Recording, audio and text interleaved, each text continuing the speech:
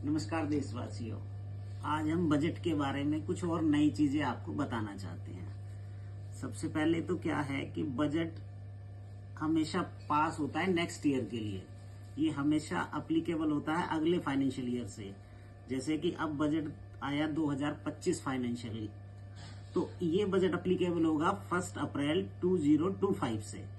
तो अभी तो बजट एक प्रपोजल है, अभी ये फाइनल नहीं है। अभी ये बजट पहले लोकसभा में पास होगा, फिर राज्यसभा में पास होगा, उसके बाद राष्ट्रपति उसको अपनी असेंट देंगे, तब ये एक एक्ट बनेगा, तब से अप्लीकेबल होगा। तो अभी जो भी डिस्कशन हो रहा है हमारा उस बजट प्रपोजल पे हो रहा है। अभी तक यही हुआ है कि जो बजट प्रपोजल होता है वो लगभग सेम सा रहते हुए भी पास हो जाता है थोड़ी बहुत अमेंडमेंट के बाद। तो इसलिए इसको अभी पूरा एक्ट मान लेना थोड़ा जल्दबाजी होगा, लेकिन जो अमेंडमेंट है वो लाइकली टू बी अप्लीकेबल हो जाएगी। तो अब इसमें क्या है कि सबसे पहले हम आपको स्लैब से बता दें कि स्लैब में क्या फर्क आया था, जिससे हम सोच रहे हैं कि इतना बड़ा टैक्स का चेंज कैसे आया इस सारे बजट में। तो पहले क्या था कि ओल्ड रिजीम तो हमारा सेम टू सेम है, old last year, old current budget. तो इसलिए ओल्ड को हम ज्यादा डिस्कस ना करके ओल्ड हमारा सेम टू सेम है। अब हमारा डिस्कशन बेसिकली है न्यू प्रपोजल पे। जो न्यू स्लैब्स आए हैं, न्यू स्लैब्स में पहले क्या था कि 0 से 3 लाख तक हमारा टैक्स था 0, 3 से 6 तक था 5%, 6 से 9 तक था 10%, 9 से 12 तक फिर हमारा था 15%, 12 से 15 लाख तक था हमारा 20%, और 15 लाख से ऊपर था 30%। तो ये हमारा था लास्ट फाइनेंशियल ईयर जो हमारा चल रहा है, उसके लिए अप्लीकेबल है। और अब क्या हुआ, अब हमारा नया जो बजट आया उसमें हमारे स्लैब हो गए कि 0 to 4 लाख कोई टैक्स नहीं है, 4 to 8 लाख तक 5%, 8 से 12 लाख तक 10%, 12 से 16 लाख तक 15%, 16 से 20 लाख तक 20%, 20 से 24 लाख तक 25%, और अबव 24 लाख 30%। तो स्लैब में जो इतना मेजर चेंज आया जो हमारे जब हुए, उसकी वजह से अफेक्ट क्या पड़ रहा है? उसकी वजह से अफेक्ट ये पड़ा, एक तो ये हुआ कि पहले 7 लाख तक टैक्स फ्री था, अब वो 12 लाख तक टैक्स फ्री हो गया है। उससे क्या फर्क आया कि लास्ट ईयर से हम सिर्फ टैक्स को अभी लेके चल रहे हैं, अभी हम बाकी चीजों पर डिस्कस करते हैं स्टेप बाय स्टेप। तो पहले 7 लाख तक हमें टैक्स नहीं लगता था, निल था, तो आज भी निल है। उसके बाद अगर हम उसको कैलकुलेट करते थे लास्ट ईयर में तो 8 लाख पे, तो हमारा टैक्स बनता था 35,000, जबकि हमारे न्यू स्लैब में अब हम करते हैं तो अभी भी निल होगा। फिर हम 10 लाख पे लास्ट ईयर देखते तो हमारा 60,000 का टैक्स बनता था, ओल्ड जो हमारा लास्ट ईयर वाला अप्लीकेबल था। दिस ईयर निल। उसके बाद हम 12 लाख पे देखते तो हमारा लास्ट ईयर टैक्स बनता था 90,000।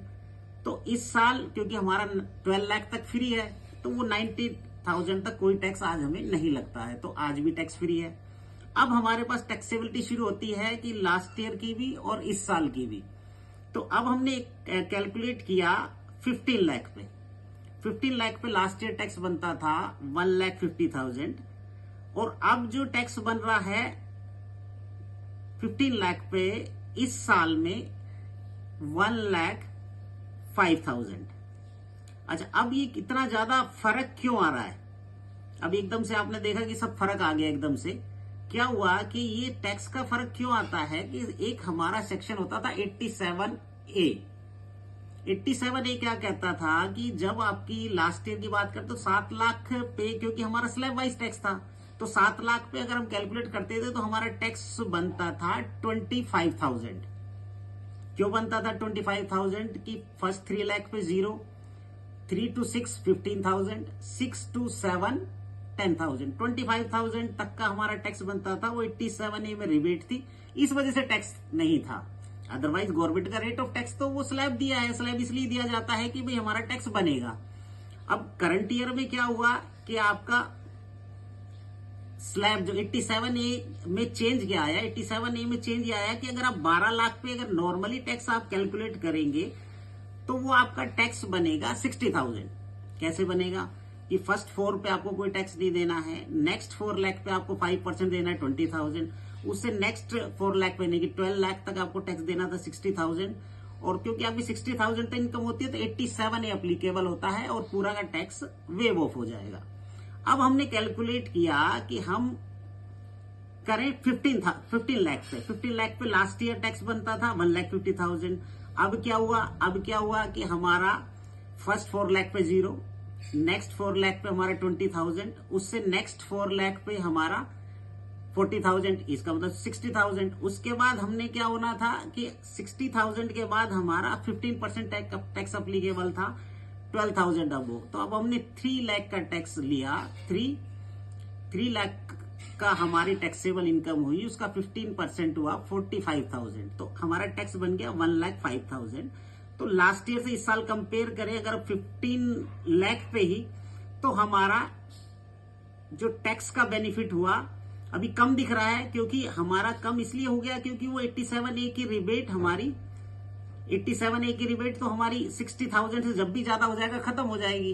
पिछले साल भी खत्म होगी, इस साल भी खत्म हो गई, तो हमारे को करंट ईयर में टैक्स बनना 1,05,000, लास्ट ईयर टैक्स था 1,50,000। अब हम इसी फिगर को जब 20 लाख पे कैलकुलेट करते हैं तो लास्ट ईयर हमारा टैक्स बनता है 3 लाख, और करंट ईयर में हमारा बजट के हिसाब से जो हमारा टैक्स बनेगा वो बनेगा 2 लाख, यानी कि हमें 1 लाख का फायदा है। और इसी फिगर को हम जो 24 लाख पे ले जाएं, तो 24 लाख पे ले जाएंगे तो हमारा लास्ट ईयर टैक्स बनता था 4,20,000, और जो बजट के हिसाब से 3 लाख बनेगा, यानी कि 1,20,000 का आपको फायदा होगा। और ये 1,20,000 का फायदा चलता ही रहेगा आपका, अब ये डिफरेंस रहेगा। उसके अलावा क्या फायदा होता है, अब क्या होता था, एक सरचार्ज था, सरचार्ज पहले भी लगता था, सरचार्ज अब भी लगता है। वो सरचार्ज हम इंडिविजुअल की आज बात करते, खाली इंडिविजुअल को सरचार्ज लगता था, लास्ट ईयर भी था, इस बजट में भी है कि 50 लाख तक की इनकम पे कोई सरचार्ज नहीं था, 50 लाख से 1 करोड़ तक की इनकम पे 10% सरचार्ज था। लास्ट ईयर भी सेम था, दिस ईयर भी सेम है, बजट में भी सेम है। 1 करोड़ से 2 करोड़ तक हमारा अभी एग्जिस्टिंग वाले में 15% था, प्रपोज्ड में भी 15% है। फिर 2 crore and above last year तक 25% था, अभी 2 करोड़ से 5 करोड़ तक 25% है बजट प्रपोजल में, और अबो 5 करोड़ अब 37% है।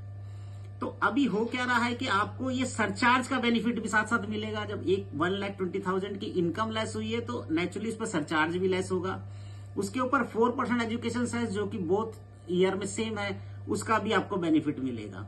अब आपको फर्क के लिए समझने वाली सबसे इंपॉर्टेंट चीज थी कि जो 87A सेक्शन की रिबेट थी, वो 87A की रिबेट 25,000 हो गई, 25,000 लास्ट ईयर थी, जो बढ़ के अब 60,000 हो गई है, जिससे ये बिफोर 12 लाख की इनकम पे जो इफेक्ट पड़ा है वो, उसके बाद का इफेक्ट ये पड़ रहेगा।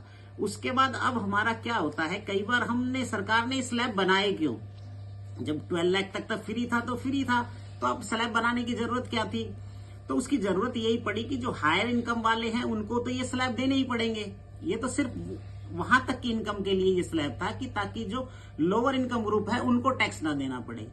प्लस इसमें एक एडिशनल चीज ये है समझने वाली कि जब आपकी कुछ अदर इनकम्स होती हैं, other income like capital gain हुआ, आपको शेयर्स का कैपिटल गेन हुआ, या आपको कभी आपने लॉटरी से कोई गेन आया, या आपने कोई पजल या गेम से कोई इनकम कमाई है, अगर वो इनकम आती है तो वो इनकम पे जो टैक्स आपका ड्यू होता है उस टैक्स में आपको 87A की रिबेट नहीं मिलेगी।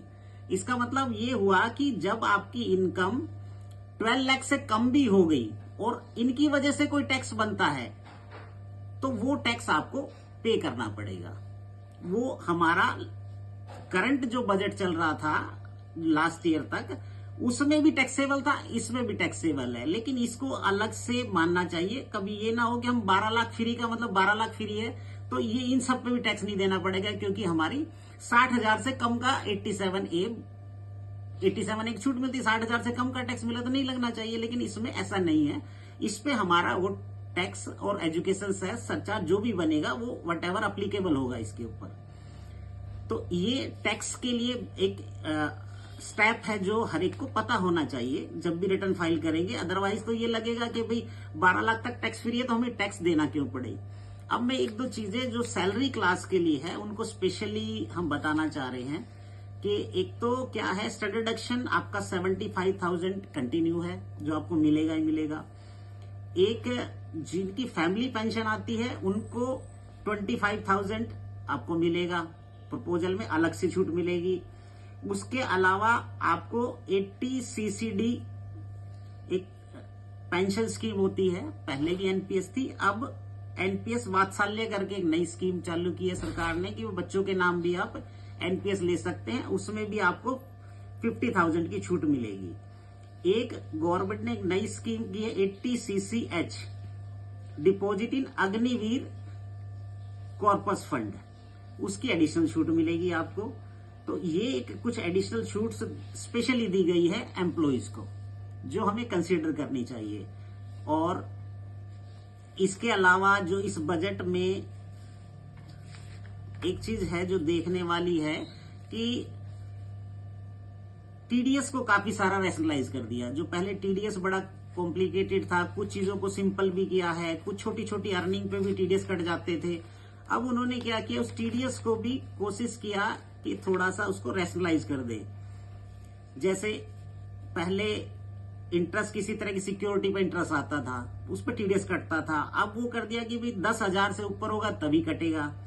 उसके बाद इंटरेस्ट, जैसे बैंक का इंटरेस्ट मिलता था आपको, तो बैंक इंटरेस्ट पे क्या होता था कि नॉर्मल केस में 40,000 था और सीनियर सिटीजन केस में 50,000